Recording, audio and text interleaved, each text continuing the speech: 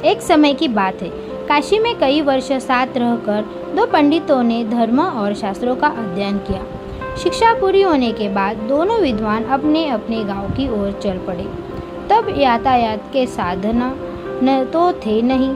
लोगों को एक स्थान से दूसरे स्थान तक जाने में कई कई दिन लग जाते थे। लोग दिन में चलते थे और रात में विश्राम करते थे। ये दोनों पंडित भी ऐसा ही कर रहे थे। एक बार दोनों नगर के एक सबसे धनी व्यक्ति के यहाँ ठहरे। उनके रहने की व्यवस्था की और फिर अपने लोगों से कहा कि दोनों महानुभावों के भोजन का भी बंदोबस्त किया जाए। इस बीच समय पाकर धनी व्यक्ति दोनों के पास पहुंचा और उनसे चर्चा करने लगा। धनी व्यक्ति अनुभवी था। वह जान गया कि ये दोनों पंडितों में बहुत ज़्यादा घमंड है। साथ ही दोनों एक दूसरे को मूर्ख समझते हैं। उन्होंने दोनों से अलग अलग बात कर एक दूसरे के बारे में भी पूछा।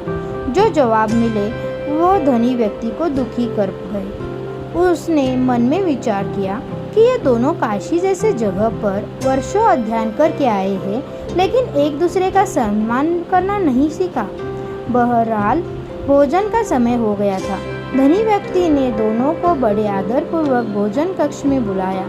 एक की थाली में चारा और एक की थाली में भूसा परोसा।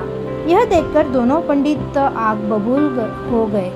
गुस्से में आकर कहने लगे कि क्या हम जानवर हैं जो यह चारा और भूखा हम खाएंगे?